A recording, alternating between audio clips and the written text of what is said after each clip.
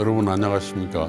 소순무 변호사입니다. 이번에는 상속세와 증여세의 차이와 절세 방안에 대해서 말씀을 드리도록 하겠습니다. 나이 들어서 이제 재산을 물려주게 되는 시기가 되는데, 그 물려주는 방법이 미리 물려주느냐 아니면 사망하면서 상속의 형태로 물려주느냐의 차이가 이제 증여와 상속의 차이라고 할 수 있겠습니다. 증여라 하면 본인의 뜻에 따라서 상속인 혹은 뭐 다른 사람한테 재산을 이전해 주는 것이지만, 상속은 유언을 한 경우에만 본인의 뜻이 반영되고, 유언이 없는 경우에는 이제 법정 상속위에서 재산이 이제 이전이 되게 됩니다. 근데 우리나라 문화는 지금 유언하는 분이 아주 적습니다. 미국의 경우를 보면 한 50% 정도 되는데, 우리나라는 1% 미만이 지금 유언을 하고 계십니다. 그래서 이 증여와 상속이 어떤 차이가 있는지에 대해서 미리 알아두시면은 나의 재산 승계 사후 문제를 해결하는 데 큰 도움이 될 거라고 생각합니다. 현재의 트렌드는 상속세와 증여세가 모두 늘어나고 있습니다. 과세 대상도 급격히 늘고 있고요. 그 이유는 이제 재산들이 많은 소위 베이비부머들이 이제 돌아가시기 시작해서 그런 이유가 제일 큽니다. 그래서 과거에 이제 상속세와 증여세를 다 합쳐보면 국세, 나라 국가가 거두는 세금의 정도의 비율이 한 2% 정도였는데 지금은 4.6%까지 올라와 있습니다. 여러분 뭐 상속 증여세 부자들 뭐 과세 많아서 세수가 굉장히 클 줄 알지만, 사실은 전체 비율에 따져보면 아직도 5% 미만의 낮은 수준에 있습니다. 현재 상속세 및 증여세법은 2002년에 개정이 됐거든요. 그래서 지난 20여 년이 지났는데, 그동안 재산 가치는 6배가 늘었지만 세금은 한 10배쯤 늘었습니다. 그리고 2023년 기준으로 보면 상속세 징수액이 9.8조 원, 그래서 9조 원을 하고 있습니다. 그 배경은 이 상속세 증여세가 과세 인원도 많고 상속세 세수 급증한 이유는 말씀드린 대로 베이비부머의 재산에 태어난 분, 55년에서 74년 사이에 태어난 분들이 산업화 역군으로서 일을 했고요. 70% 이상이 상당한 자산을 가지고 있고, 그 재산의 70%는 부동산 주식입니다. 그리고 기대 여명은 한 30년에 이르게 되죠. 그 세수 증가에 큰 목을 한 게 이제 부동산 가격의 상승인데요. 과거에 뭐 아파트 가격 뭐 급증하고 있잖아요. 그래서 서울 기준으로 한 15억 기준 아파트를 가진 분이 돌아가시는 경우에 배우자 애들 있으면 그 면세점에 이르고 그 넘게 되면 이제 상속세의 문제에 부딪히게 됩니다. 그리고 그게 이제 우리 금년부터 65세 이상의 인구가 20%가 넘어지는 초고령 사회에 진입해서 그 노령화로 인한 재산의 이전 문제, 그리고 노노상속, 또 요즘 핫하게 이제 매체에서 다루고 있는 치매머니를 어떻게 활용할 것이냐, 이런 문제가 있습니다. 그리고 가업 상속을 어떻게 유지해서 기업을 유지할 건지 하는 부분, 그리고 상속세를 개정하자는 논의들이 이루어지고 있는 거 여러분 잘 아시리라 생각합니다. 오늘 이 설명은 재산 승계 계획을 세우는데 필수 이해사항을 여러분께 전달해 드리는 목적이 있고요. 여기서 절세 전략이라는 말이 나오기는 합니다만은, 절세라는 특별히 없는 새로운 그런 건 없고요. 세금을 덤터기를 어떻게 하면 피할 것이냐, 그리고 어떻게 계획을 세워 장기적으로 접근할 것이냐 하는 부분에 중점을 두고 설명을 들으시는 게 좋을 것 같습니다. 설명 순서는 상속 증여를 개념을 비교해보고 그 세금의 차이 어떻게 대응할 것인가, 이런 순으로 말씀드리도록 하겠습니다. 그 상속과 증여는 먼저 여러분들이 대충 무슨 뜻인지는 아시겠지만 그 민법상의 이제 상속 증여 정의, 발생 시점, 법정 계약 여부 등을 이제 다양하게 좀 설명을 드리겠습니다. 증여라 하면 생존 중에 그 증여자가 자기 재산을 다른 사람 무상으로 이전하는 것을 말합니다. 법률적으로 계약이고요. 상속은 이제 피상속인이 돌아가심으로써 재산을 법적으로 포괄적으로 승계하는 그런 겁니다. 계약은 아니죠. 발생 시점을 보면은 이제 돌아가실 때가 이제 상속이 개시가 되는 거고, 증여는 이제 증여 계약과 그 이행이 됐을 때 이제 완성이 되는 겁니다. 증여 계약은 거저 넘겨주는 것이기 때문에 일정 조건 하에서는 이제 철회를 할 수 있습니다. 그래서 부담부 증여를 해서 부담을 줬는데 이행하지 않거나, 아니면 증여를 했는데 아주 생계가 어려워진 경우에는 이제 취소, 일정 요건에 취소를 할 수 있죠. 그 상속의 경우는 일단 사망에서 발생하기 때문에 철회하는 건 불가한 겁니다. 다만 이제 유언이 무효가 됐을 때는 이제 무효가 되는 경우가 있죠.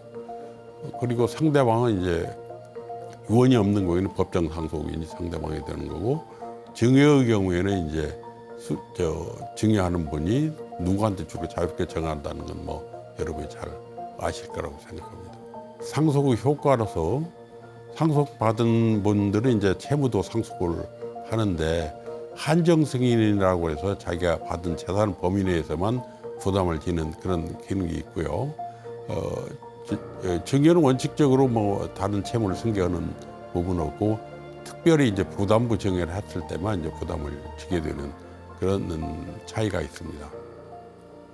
과거 우리 세법은 민법과 같은 개념으로 계약과 무상 이전 이렇게 규정을 했는데, 지금 세법은 다르게 규정했습니다. 여러분 유념을 해야 됩니다.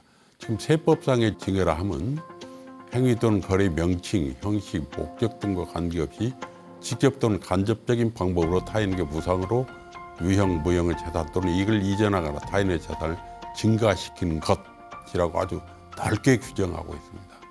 의사 합치가 꼭 필요한 것이 아닙니다. 그래서 이게 그 이른바 증여세 포괄주의 입법이 지금 입법이 실현돼 가지고 논의가 되고 있는데, 이런 형식으로 뭐 무형 형태로 재산이 이전, 간접적으로도 이전, 뭐 이런 부분은 납세자의 입장에서 굉장히 좀 불안정, 예측이 좀 어려운 부분이 있고요.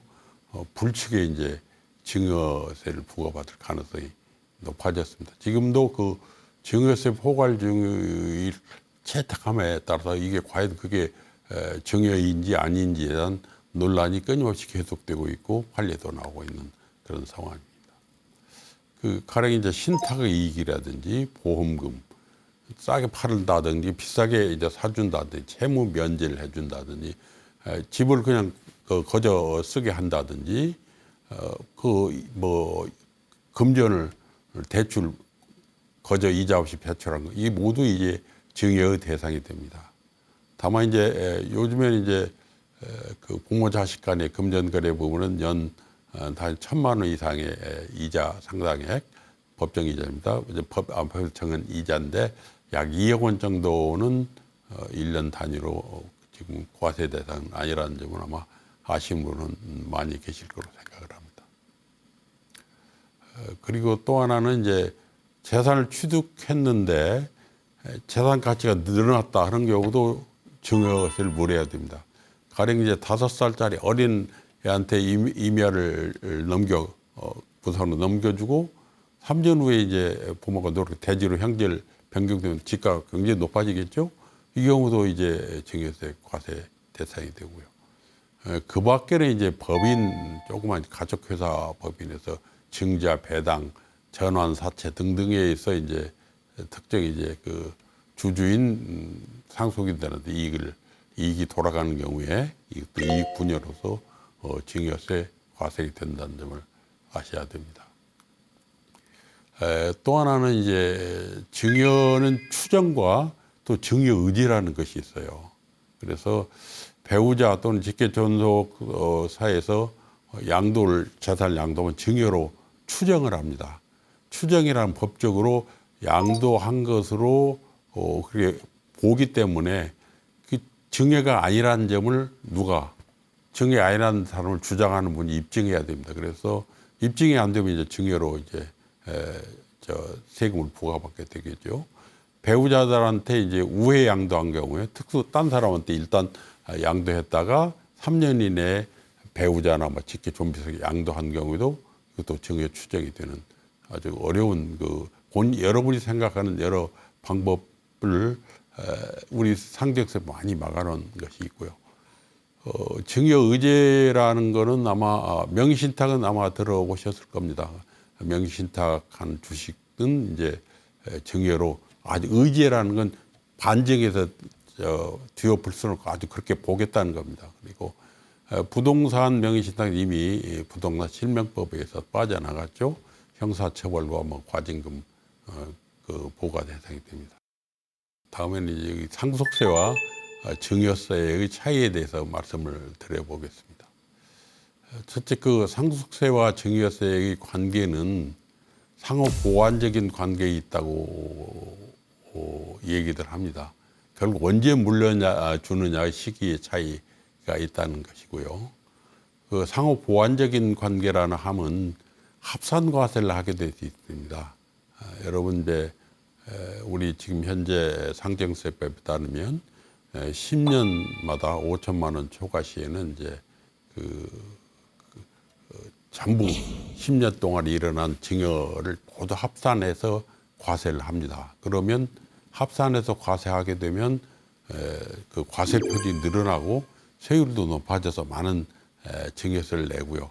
다만 이전에 나쁜 세금 빼주는 구조로 그때그때 이게 조세 부담이 커지게 됩니다. 이거는 이제 사전 증여에 의해서 상속세를 회피하는 것을 좀 피하려고 하는 부분이 있습니다. 그래서 요 부분은 소위 증여와 상속 플랜 소위 하는데 굉장히 10년이라는 큰 의미를 가지게 되어 있습니다. 그리고 상속세, 증여세는 모두 이제 신고를 해야 됩니다. 세무당국에 내가 이렇게 증여를 했다 하면 이제 증여세는 증여를 받은 수증자가 신고를 하고 상속세는 이제 상속인이 신고를 해야 되는데 신고로서 끝나는 것이 아닙니다. 소위 이거는 이제 부과과세 방식의 조세라고 해서 신고 의무는 있지만 세무조사가 따라오게 됩니다. 만약 신고를 늦게 하거나 신고를 적게 하거나 하는 경우에는 어떻게 해요? 세무조사가 나와서 가산세까지 더 물리는 그런 이제 세액 결정과 통지로서 확정이 된다 하는 걸 말씀드립니다. 증여세의 경우에는 이제 비교적 현금 이런 부분 세무조사가 필요가 없지만 상속세에 대한 전 재산에 대해서 되고 그 평가가 어렵기 때문에 상속세에 대한 부분은 세무조사가 거의 필수적으로 따라온다는 점을 여러분들은 잘 이해를 하셔야 될 것 같습니다. 그리고 이제 상속세에 대해서 조금 더 말씀을 드리면 상속세의 과세 기준 시점은 언제냐?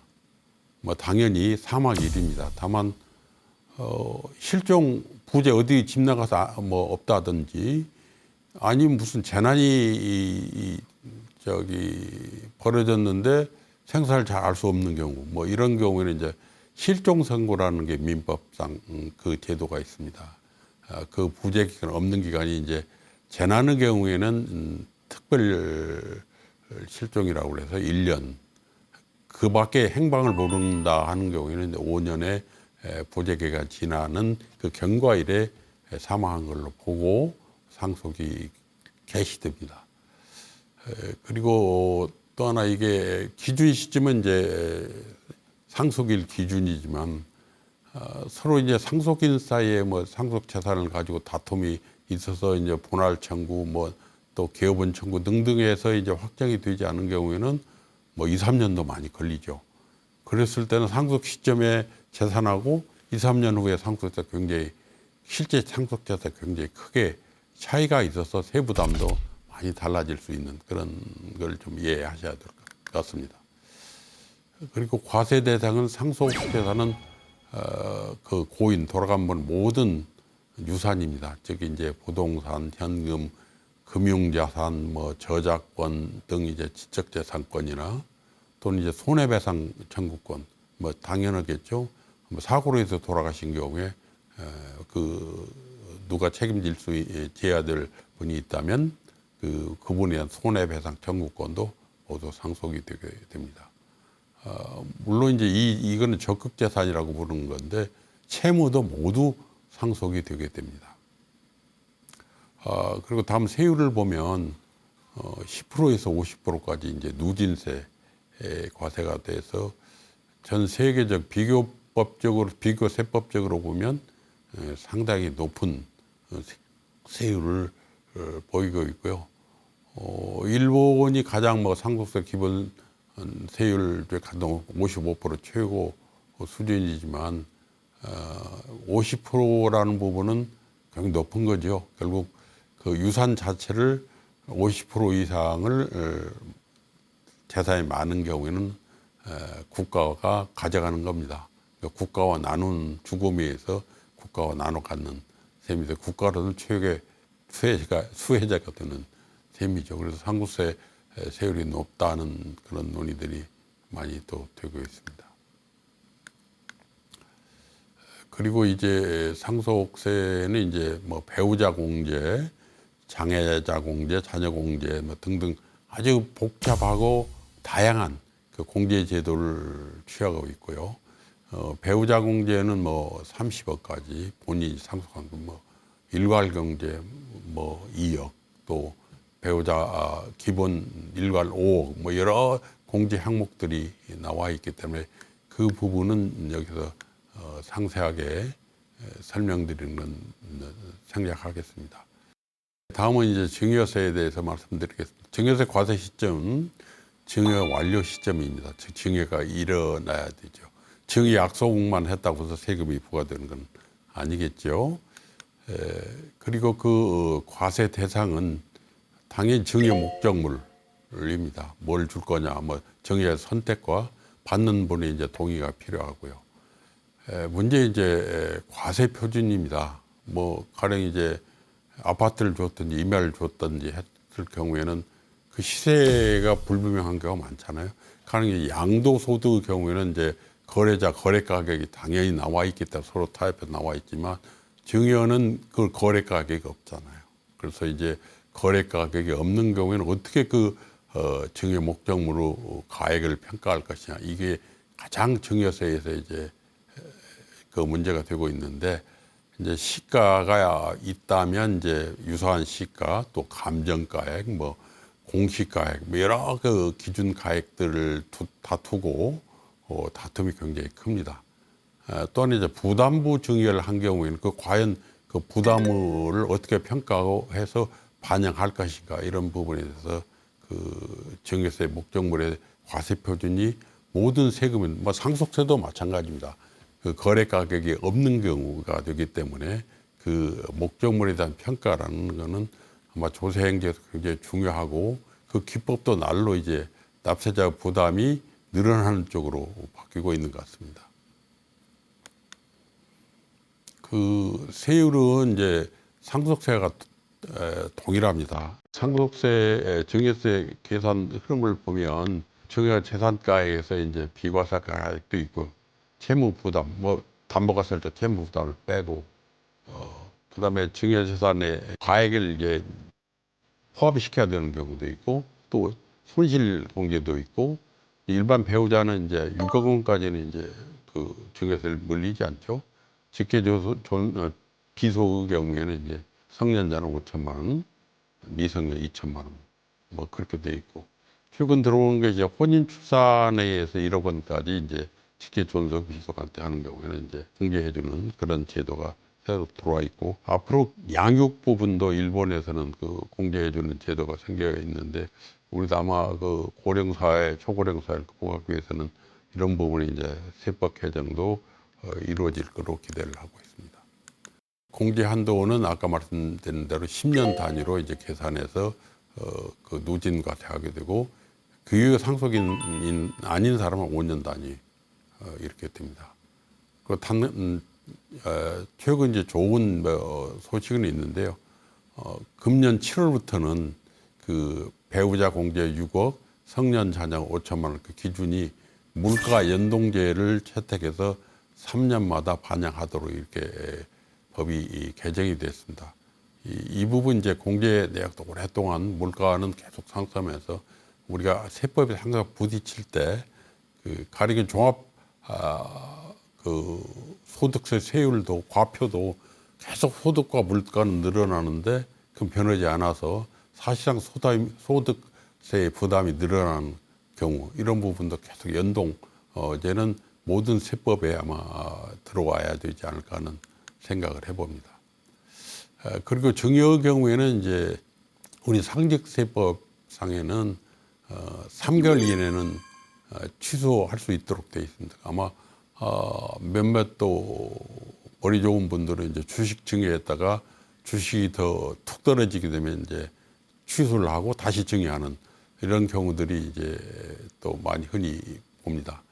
그렇지만 이제 다시 넘어서 다시 증여한 경우에 재차 증여의 위험이 굉장히 크기 때문에 함부로 증여 취소를 해서는 또 안 되는 부분이 있습니다. 그다음에 이제 그 대응 전략에 대해서 말씀을 드리도록 하겠습니다. 그 상속세의 경우에는 이제 사전 증여를 많이 활용하시라는 말씀을 드리고요. 증여한 다음에는 재산 가치 증여에 대해서 과세를 할 수가 없잖아요. 주식도 이제 주식 가치가 유명한 주식을 증여한 경우에 주식이 드러난 경우에는 이제 그 많은 재산을 물려주는 경우가 되고요. 또 사업을 하시는 분은 사업장을 분할해 가지고 이제 미리 나눠주는 경우. 그리고 또 하나 이제 그 돌아가셨던 배우자 상속 공제 30억 원까지 공제가 굉장히 큰 금액이죠. 그 전제는 그 배우자 상속을 받아야 됩니다. 또 하나 그 설명 드려야 될 부분은 그 배우자 상속분에서 상속세를 납부해도 됩니다. 어떻게 보면 남의 상속분을 내주는 경우가 되지만 여기서는 증여세 문제는 생기지 않습니다. 그래서 이 부분도 고려해 볼 필요가 있고요. 그 다음에 이제 그 상속세는 일시 현금으로 내거나 아니면 큰 금액 분할 납부가 있지만 여하튼 현금 재원이어서 굉장히 어렵습니다. 그래서 그 사망보험에 가입해서 그 보험금으로 상속세 재원을 확보하는 것도 고려해 봅니다. 그리고 이제 부동산 주식은 미리 사전에 뭐 돌아가시기 전에 그 잘 관리를 해서 아까 평가 문제 객관적이 드러나도록 하고 또 주식의 경우에는 여러 이제 변동 가능성이 크기 때문에 그 여러 경기 흐름을 타서 사전에 이제 관리를 하시면 상속세 부담을 줄이는 경우도 많이 봅니다. 그리고 또 하나 이제 유산기부인데요. 상속세 중에 일부를 유산으로 기부하거나 재단을 설립하게 되면 그 금액만큼은 상속세 과세표준에서 빼줍니다. 그다음에 증여세는 이제 아까 말씀드린 대로 포괄증여라는 부분에서 증여가 일반이 흔히 그게 증여하고 의심을 갖는 경우에도 증여로 과세되는 경우가 있다는 점을 유념하시고요. 그 다음에 10년 단위라는 것, 또 부동산 증여에서는 시세보다 낮은 가치의 부동산을 이제 활용하는 경우도 있습니다. 그러면 뭐 과표가 낮아지기 때문에 적은 증여세를 낼 수도 있고요. 그 다음에 이제 그 증여세에도 이제 분할 납부 규정이 있기 때문에 이 부분도 증여세 고려를 해야 될 거라고 생각합니다. 지금까지 이 상속과 증여의 법률 개념상의 차이, 그리고 상속세와 증여세는 어떻게 부과되고 과세 표준은 어떻고 세율은 어떻게 되는지, 또 어떻게 공제받을 수 있는지 이 부분에 대해서 설명을 드렸습니다. 이 상속 증여세의 문제는 지금 제의 간단한 설명으로 쉽게 이해하기 어려운 부분이 있고, 특히 이제 상속세의 경우에는 세무 전문가의 이제 조언이나 평소에 여러 상식을 쌓아두는 것들이 우리한테 굉장히 유리할 거라고 생각합니다. 이번에는 이제 이 앞에서 설명한 부분을 포함한 정리해서 다시 설명을 드리도록 하겠습니다. 사망을 앞둔 고령자, 어차피 죽음은 피할 수 없는 거니까요. 이 부분들의 이제 고민은 자기가 평생 일궈온 재산을 어떻게 자손한테 물려줄 것인지, 그럼 어떻게 물려준 다음에 먼저 물려준다면 노후의 삶은 내가 어떻게 영위하고 끝까지 웰다잉을 지켜갈 수 있을 것인지, 또 노후에 이제 병원비, 또 요양원, 또 호스피스 등등 여러 고민이 휩싸여 있을 겁니다. 그래서 그 두 가지 축입니다. 어떻게 물려줘야 될 것인지와 또 하나는 한편 본인을 위해서 어떻게 잘 지켜서 생을 마감할 때까지 잘 재산을 유지해서 관리해서 마감할 것이 이 두 가지 문제라고 생각합니다. 첫째, 이제 물려주는 법에 대해서 말씀드리죠. 그럼 언제 물려주는 게 좋으냐? 이미 설명드렸지만 일찍 물려줘야지 그게 크더라도 세금을 추가적으로 안 물리는 경우가 되죠. 그래서 일찍 주어야 하는데, 사실 일찍 주는 경우를 실기한 분도 있고, 사실 부모 입장에서 일찍 주고 싶어도 재산 형성이 안 되기 때문에 못 주는 경우도 있지만, 그나마 조금씩이라도 일찍 주는 게 좋습니다. 그게 이제 10년 단위 합산해서 다시 이렇게 계산하기 때문에 지금 세액 부담을 줄일 수가 있고요. 특히 이제 자산 가치는 계속 상승하고 있잖아요. 그래서 자산 가치 상승에 대한 세금을 피할 수 있는 부분이 있고, 또 하나는 이제 상속인들이 일찍 물려주어서 금전이 되든지 아니면 조그만 부동산이 되든 재산 관리 기법이나 이런 부분도 부모가 자식한테 물려주면은 그런 기회가 될 수 있는 겁니다. 그래서 일찍 주라 하는 것이 첫째고요. 그다음에 누구한테 줄 거냐? 지금 우리 세법으로 보면 바로 상속인들 아들, 딸에게 주면은 단위도 이제 10년 단위일 뿐더러 몰빵하게 되면 세액이 누진적으로 높아지기 때문에 며느리나 사위, 손자녀에게 분산해서 이렇게 나눠주게 되면 그 개인별로 받은 증여 재산에 대해서 세금을 부담하게 돼 낮은 세금을 내면 됩니다. 그래서 꼭 그 부모 자식이 아니도 며느리 사위도 이제 분산해서 나눠주는 방법을 고민을 해야 됩니다.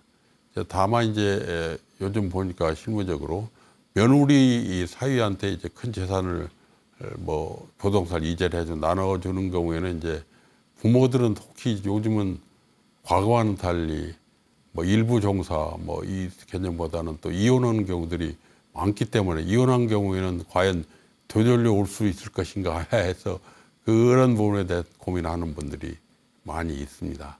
그래서 그 부분도 고려해서 반환 약정을 넣는 경우도 있지만, 그럴 때 그 며느리 이혼하게 되면 다시 반환한다 했을 때 과연 며느리 사위들이 감사하게 생각할까, 여러 이제 어려운 문제들이 있습니다. 그리고 손자녀들에 대해서 증여할 때는 이제 세대를 건너뛴 증여라고 그래서 30% 세금을 더 냅니다. 또 일정 금액이 넘어서면 이제 40%까지 넘어가기는 합니다만은, 긴 장기적인 난목에서 보면은 그 세금 부담은 오히려 적을 수도 있다는 부분을 말씀드려요. 그래서 누구한테 줄 것인가를 참 고민해 보고요. 그러면 누가 줄 건가 하는 문제가 다음 등장을 하게 됩니다.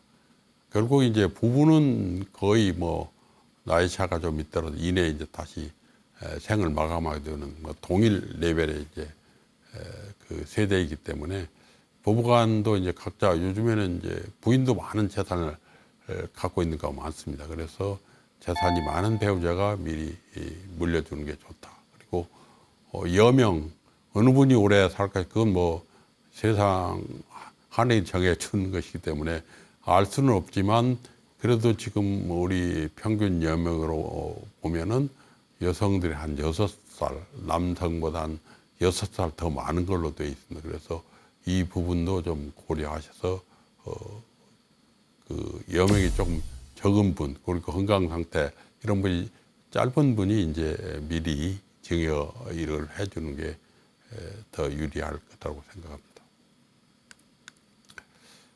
그 다음에 이제 무엇을 줄 것인가, 뭐 재산이 간단한 분이야 뭐 선택의 필요가 뭐 없겠지만 여러 다양한 재산을 가진 분들은 이제 뭘 이제 선택을 해야 될 겁니다. 그리고 부동산과 현금성 자산, 뭐 비상장 주식 여러 재산이 있었을 때 세 부담과 장차의 그 가격 상승을 잘 고려해서 선택을 하는 게 필요합니다.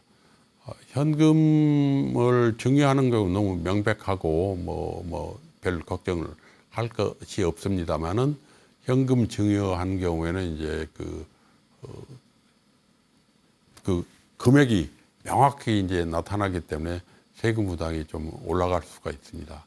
아직도 부동산의 경우에는 이제 그 평가가 시세보다 크게 낮게 되는 뭐 부동산들이 좀 있겠죠. 뭐 아파트야 뭐 개별 공시 가격에 의해서 다 정해져 있어 뭐 특별히 차이를 낼 수는 없습니다만은 그 틈새에 있는 그런 부동산들이 저평가되고 또 평가도 뭐 그렇게 높지 않은 부동산을 장래성 있는 부동산을 물려준다 하는 것도 선택의 방법이고요.